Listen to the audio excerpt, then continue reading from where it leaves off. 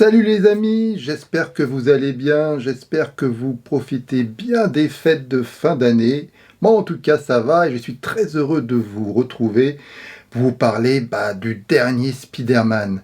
Alors j'ai décidé un peu de changer de format, c'est-à-dire que ça va être quasiment un plan séquence jusqu'à la fin.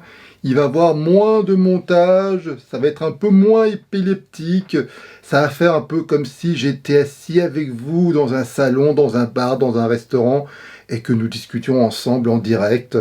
J'ai voulu un peu changer de format, dites-moi dans les commentaires si ce genre de montage vous plaît ou pas, ou si vous préférez le montage un peu plus dynamique que je fais habituellement. En tout cas là pour moi c'est un essai, c'est pour privilégier, on va dire, le côté spontané des choses. Donc voilà, moi il faut dire que je suis un grand fan de Spider-Man depuis mon enfance. J'avais des déguisements, des figurines, des bandes dessinées. Je suis un grand fan de la trilogie de Sam Raimi. Et donc, moi, un Spider-Man au cinéma, c'est plutôt un événement. Donc oui, j'attendais ce film avec une certaine impatience. Et je vais vous donner mon avis tout de suite. Alors, je ne vais pas spoiler au début, ne vous inquiétez pas. En tout cas, je ne vais pas dire plus de choses que ce qu'on voit dans la bande-annonce. Et lorsque je vais spoiler, et encore, je pense que vous allez... Je vais pas spoiler grand-chose, hein, je pense que vous connaissez déjà les surprises qu'on peut voir dans ce film. Mais si vraiment vous ne connaissez rien, eh bien, il va y avoir une sonnerie qui va retentir. La fameuse sonnerie qu'on entend dans le film La Purge, American Nightmare. Et dans ces cas-là, je vais spoiler comme un porc. Alors, voilà, donc ce Spider-Man débute tout de suite après le précédent film. Donc, comme vous le savez probablement, si vous avez vu le précédent film, maintenant le monde entier sait que Peter Parker, c'est Spider-Man. Et Peter Parker le vit très très mal, notamment ses proches, parce que voilà, leur but c'est de s'inscrire à l'université, et lorsqu'on est des potes de Peter Parker, ça ne le fait pas. Et Peter Parker donc a pas mal d'ennuis. Et donc il a décidé de voir Doctor Strange parce qu'il sent qu'il a besoin d'aide et il va lui demander s'il pouvait faire en sorte de changer son univers et de faire en sorte que les gens, le monde entier oublie que Peter Parker c'est Spider-Man. Et voilà, on va dire que, grosso modo, c'est ça l'intrigue. Si on regarde la bande-annonce, on voit un peu plus que Doctor Strange va se planter dans sa formule. Et donc, c'est ce qu'on voit dans la bande-annonce, les méchants des précédents films vont apparaître dans l'univers de notre Peter Parker. Et notamment Docteur Octopus, le bouffon vert, voilà. Ils vont tous réapparaître. Et bien sûr, Peter Parker a vraiment du pain sur la planche pour tenter de s'en débarrasser. Alors, c'est toujours filmé, shooté par John Watts. John Watts qui a donc shooté les 2 précédents films. Ouais, pour moi, c'est un cinéaste, on va dire, fonctionnel, on va dire un yes man. C'est c'est une mise en scène efficace, mais pour moi, sans grande personnalité. C'est un film qui a coûté 200 millions de dollars, plus ou moins à peu près le prix des précédents Spider-Man. Et donc, j'ai attendu donc ce film. J'attendais ce film avec une certaine impatience. Et je vois partout sur les réseaux sociaux, en règle générale, les avis sont très favorables pour ce film. Et donc, le mien est mitigé. C'est-à-dire que j'ai trouvé globalement le film sympathique, mais vraiment, il y a vraiment des choses pour moi qui ne passent vraiment pas. Donc, on va d'abord dire les choses que j'apprécie dans le film, et grosso modo, c'est le casting d'origine. Je trouve que Tom Holland, c'est c'est un acteur qui interprète plutôt bien Spider-Man, il est plutôt crédible. Justement, on reprochait aux précédents acteurs qui, justement, ils incarnaient pas suffisamment bien, du moins, ils se rapprochaient pas suffisamment du personnage qu'on connaît dans les bandes dessinées. Là, c'est le cas, hein, c'est un jeune lycéen qui va devenir étudiant, bondisson, qui fait plein de gaffes, voilà, quoi. Donc, non, Tom Holland, il est plutôt crédible dans ce rôle, même si ça, pour moi, c'est un problème, et on va voir plus tard. Pour moi, c'est quand même un acteur qui manque de charisme. Voilà, c'est pas qu'il est mauvais, mais voilà, il manque, je trouve, de charisme. C'est pas un acteur qu'on retient, et donc il a vraiment eu du bol d'avoir décroché le rôle de Spider-Man, parce que sinon, à mon avis, c'est pas le genre d'acteur qui aurait fait, à mon avis, carrière à Hollywood. C'est le genre d'acteur qu'on voit dans un slasher et qui se fait buter au bout de 15 minutes, quoi. Pour moi, il a ce charisme-là. Donc voilà. Alors après, il y a tous les autres acteurs, hein, notamment sa copine, incarnée par Zendaya. Zendaya est vraiment très très bien. Elle était déjà très bien dans le Dune de Denis Villeneuve. C'est vraiment... Alors là, par contre, c'est une actrice qui a du charisme. C'est une actrice que, à chaque fois que je vois maintenant au cinéma ou dans la série Euphoria, elle est vraiment très très bien. Et d'ailleurs, ça fait un peu tâche pour moi, par exemple, lorsqu'ils sont ensemble.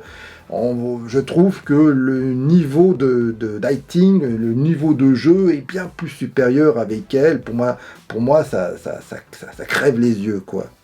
Donc voilà. Et puis le reste casting, vous connaissez. Hein, voilà, le casting est plutôt bon. Hein, il n'y a pas de problème.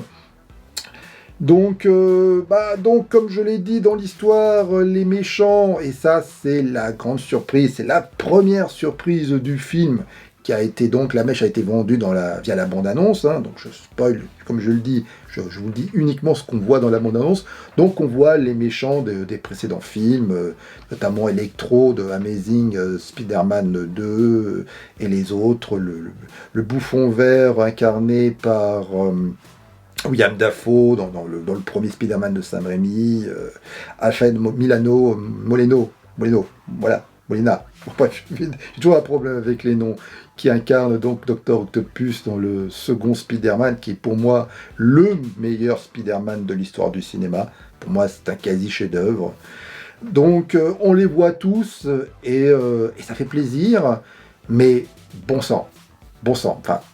Est-ce qu'ils n'ont pas pu trouver une meilleure idée que celle de voir que Doctor Strange se plante dans sa concentration, dans sa formule, et à cause de ça, fait apparaître les méchants dans cet univers? On n'a pas pu trouver quelque chose de plus intelligent, d'un peu plus euphorisant, quelque chose d'un peu plus excitant. Enfin, moi, je sais pas, moi, mais enfin bon... c'est pas possible, quoi. Et encore, là, lorsque j'ai la partie spoiler, c'est pire. Mais là, quand même, quoi, c'est... Parce que Doctor Strange, d'ailleurs, on trouve que... c'est d'ailleurs un des problèmes du film. Je trouve que dans ce film, Doctor Strange est plutôt... ou il est antipathique, ou il est con. Il faut dire ce qu'il est. Et donc là, pour cette séquence, pour faire apparaître les méchants, il est con. Et moi, je suis pas ok avec ça. Je trouve ça vraiment dommage. Ils auraient dû bosser un peu plus le scénario, trouver une meilleure idée pour faire apparaître les méchants. Au niveau des méchants, je trouve justement qu'on n'en fait pas grand chose, justement.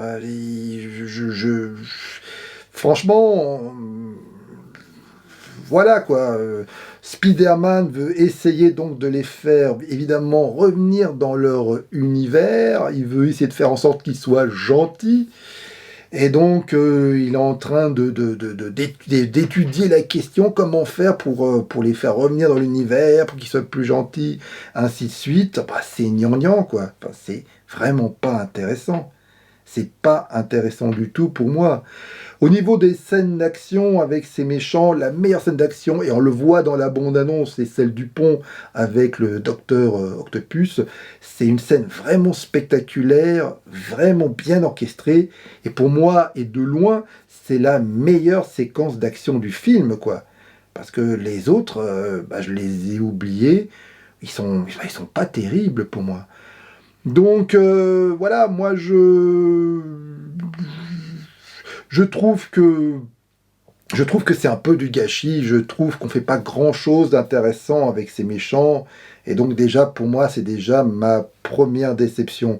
Après, on ne s'ennuie pas, ça reste une œuvre divertissante. Il y a de l'humour, mais je trouve que l'humour, en général, dans l'univers du Spider-Man, ne me dérange pas. Il y a quand même beaucoup d'humour dans les films de Sam Raimi. Dans les Spider-Man, c'est un univers un peu plus léger que les autres, donc pour moi, l'humour, ça passe. Donc, mais là, le problème, c'est que c'est pas drôle. Je veux dire, à part peut-être deux, trois gags, le reste du temps, c'est consternant. C'est pas drôle. Moi, j'ai jamais ri. J'ai vaguement souri deux, trois fois, et tout le reste, je me suis dit, non, non, c'est pas possible. Vraiment, c'est pas drôle, quoi. Et ça, c'est vraiment un problème. Écrire des blagues, des farces, des punchlines qui ne fonctionnent pas, c'est pathétique, c'est raté. Donc là aussi, il y a un problème. Donc mettre de l'humour à tout prix, pourquoi pas, mais il faut au moins que ça fonctionne. Et pour moi, dans la très grande majorité des cas, ça ne fonctionne pas. Donc voilà ce que je peux dire sans spoiler. C'est un film divertissant, je ne me suis pas emmerdé. Au niveau de l'action, à part une séquence, j'étais pas particulièrement galvanisé, faut dire ce qu'il est. Je trouve que les méchants sont mal exploités, mais bon, je vais dire que ça passe. Pour moi, c'est un film plutôt, on va dire, sympathique, moyen, mais voilà, je me pose vraiment la question si le précédent film n'était pas plus intéressant, en tout cas au niveau de la mise en scène et de ce qu'il voulait dire, de certaines mises en abîme, que ce que j'ai vu là.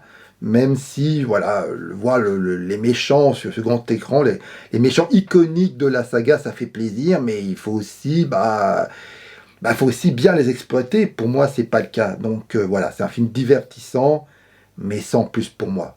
Et maintenant, je vais aller à la partie spoiler. Et là, j'ai quand même plus de choses à dire. Donc, si vous voulez pas être spoilé, quittez la vidéo. Je vous dis à une prochaine fois. Likez la vidéo, partagez-la. Abonnez-vous à ma chaîne si c'est pas le cas et si vous vous intéressez à l'univers geek.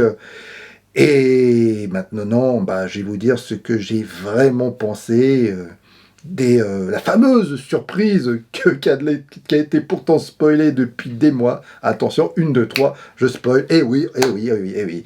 On voit les anciens Spider-Man au cinéma. Ah oui, on les voit. Le Andrew Garfield, on le voit, de Amazing Spider-Man, les Spider-Man de Sam Raimi, Tobey Maguire, on le voit. Ils sont là, tous les trois réunis, joie, bonheur, et j'étais content.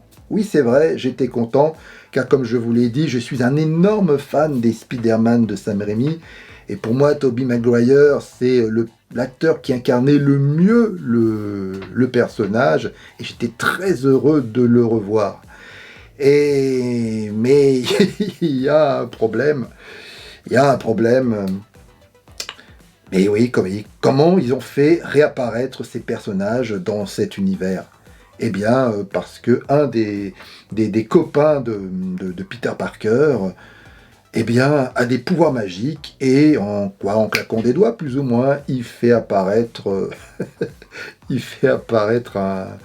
un Spider-Man. Mais c'est nul, c'est pas possible. Il y a un moment, je veux dire, le scénario a été écrit par un enfant de 5 ans ou quoi. Je veux dire, il y a un mec, il a des pouvoirs magiques, tout d'un coup, hop, il fait ça, et il fait apparaître un Spider-Man, hop, il fait ça, il fait apparaître... Mais c'est quoi, ça? C'est une blague ou quoi? C'est une parodie fait par Mel Brooks? C'est quoi ça? Je veux dire, ils n'ont pas pu réfléchir comment faire pour rendre les choses plus intéressantes. Déjà, j'ai trouvé, j'étais pas très enchanté de la façon de faire apparaître les méchants, mais alors les Spider-Man, c'est pire. C'est une catastrophe, c'est pas possible. Oui, mais c'est grâce à un pouvoir magique. Hop, on fait apparaître un Spider. C'est quoi ça? C'est une blague ou quoi? C'est nul. C'est une catastrophe. Donc j'étais très content de les revoir, ces acteurs, mais pas représentés comme ça. Enfin, il fallait trouver quand même un moyen plus intéressant pour les amener dans notre univers. Et vraiment, ça, je trouve ça dommage. Ensuite, alors, il y a quand même des bons éléments dans cette seconde partie, où je vais spoiler, car en effet, la tante May meurt, et comme vous savez, il y a toujours un personnage important qui meurt dans un Spider-Man, et heureusement, ils n'ont pas raté cette séquence, cette scène qui est quand même la scène la plus importante du film. Oui, j'ai quand même versé un peu ma petite larme, je dois avouer, c'est une scène émouvante, qui est soulignée par la bande originale de Makino, je ne sais plus son nom, dites-moi dans les commentaires, hein, pourtant un compositeur que j'aime bien, une bande originale assez impersonnelle, faut dire ce qu'il est, mais malgré tout qui reste fonctionnel et qui fonctionne pour cette séquence lorsque Tante May meurt. Donc si moi j'ai trouvé ça émouvant, j'ai versé ma petite larme et j'aimais bien cette séquence. Heureusement, ils l'ont pas raté. Et ensuite, on voit une autre séquence, on voit Spider-Man, il est sous la pluie. Ça c'est des séquences émotionnelles qui fonctionnent. Et heureusement qu'elles sont là. Pour moi, ces séquences rehaussent le film. Parce que la fin, le combat final, mais qu'est-ce que c'est que ce combat final qui se passe au sommet de la Statue de la Liberté, sur les échafaudages, je vais réussir. Mais c'est dans l'obscurité la plus totale, on voit que dalle. C'est quoi ce climax de merde? On voit rien. Enfin, c'est quoi ça? Enfin, c'est dans le noir quasi complet, on voit pas les scènes d'action, on comprend à peine ce qui se passe. Pour moi, c'est un climax totalement raté. Et c'est dommage, on voit rien. Mais je comprends pas. Tout d'un coup, les 200 millions de dollars n'ont plus suffi pour éclairer les séquences d'action finale ou quoi. Là, par contre, j'ai vraiment pas compris. J'ai été très très déçu, quoi. Normalement, ça devait être la grosse scène d'action du film. Mais elle est totalement ratée. Alors, partout, il y a quand même un moment qui fonctionne dans le film, car à un moment, Zendaya tombe dans le vide et Andrew Garfield essaye de la sauver. Et bien sûr, cette séquence fait écho à une autre séquence dans Amazing Spider-Man, le 2, où justement il essaie aussi de sauver sa copine, mais là, il n'y parvient pas. Et là, dans ce film, il y parvient. Donc c'est une séquence qui fait écho, qui fait miroir. Et ça, c'est une belle idée de narration. Ça, j'ai vraiment bien aimé, mais qui a été gâché parce que ça a été très mal éclairé, mal orchestré, mal chorégraphié. C'est vraiment dommage. Mais bon, en tout cas, j'ai aimé. C'était une bonne séquence du film. C'est vrai qu'il faut dire que c'est quand même un scénario, une narration assez spéciale, ce film. Car c'est, à ma connaissance, le seul film où le fanservice, où la nostalgie est le scénario du film.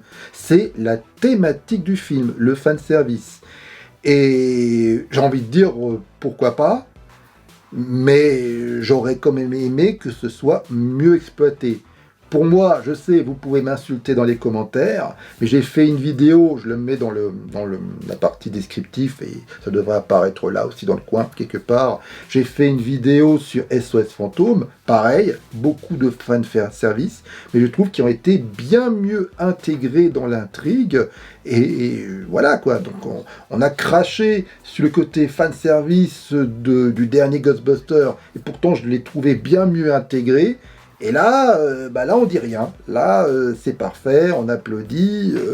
On voit partout sur les réseaux sociaux des vidéos, on voit des gens qui hurlent dans les salles lorsqu'on voit Tobey Maguire.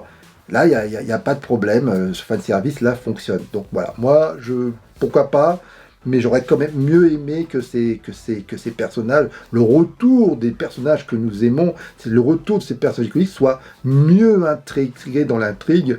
Pour moi, c'est quand même très artificiel, et je vous recommande, j'ai également fait une vidéo, je le mets dans le lien, ce fameux dessin animé qui s'appelle, je crois, Spider-Man New Generation, ou Spider-Man New Spider-Verse. C'est un film qui raconte plus ou moins la même chose, hein. C'est aussi on va dire le retour de différents personnages qui ont incarné Spider-Man et qui vont revenir dans une autre réalité. Mais j'ai adoré. Et au niveau du scénario, on est à mille lieues au-dessus de celui du Spider-Man No Way Home. C'est mais vraiment largement au-dessus. Et je vous engage vraiment à le regarder. C'est un film génial, ce Spider-Man, ce dessin animé. Je l'ai adoré. Et qui pour moi, c'est un des meilleurs Spider-Man que j'ai vu au cinéma, et de loin. C'est quasiment au niveau de ceux de Sam Raimi. Mais alors là, bah moi je suis très embêté. Donc j'ai trouvé globalement le film sympathique, mais sans plus. Pour moi, il y a vraiment trop de défauts pour que je sois heureux face à ce spectacle. Il y a quand même beaucoup de scènes qui m'ont dérangé. Heureusement, la fin est plutôt une belle fin, puisque les personnages, en effet, on a réussi à faire en sorte que les personnages oublient l'existence de Peter Parker, que Peter Parker soit Spider-Man, et donc on voit que Peter Parker essaye de faire en sorte de retrouver ses amis, de retrouver, on va dire, la sympathie de ses amis, et de retrouver l'amour c'est Mary Jane, je crois, et ça, c'est intéressant. Et on sait que, vu le succès du film, il y aura apparemment une autre trilogie. Et donc là, ça va être intéressant comment Peter Parker va faire pour tenter de reconquérir sa chérie et de reconquérir l'amitié de ses copains. Comment va-t-il faire? Ça, c'est une thématique intéressante et qui me donne envie de voir les prochains Spider-Man. Sinon, voilà. Je suis globalement plutôt déçu, mais j'ai quand même été bien diverti. Mais voilà, pour moi, lorsque je vois les gens qui sont excités et qui hurlent de joie face au spectacle, j'avoue que ça me laisse quand même assez indifférent en règle générale. Voilà ce que je peux dire sur ce film. Vous pouvez m'insulter dans les commentaires. J'adore ça. Mettez un pouce en bas, j'adore ça. Pouce en haut si vous avez aimé.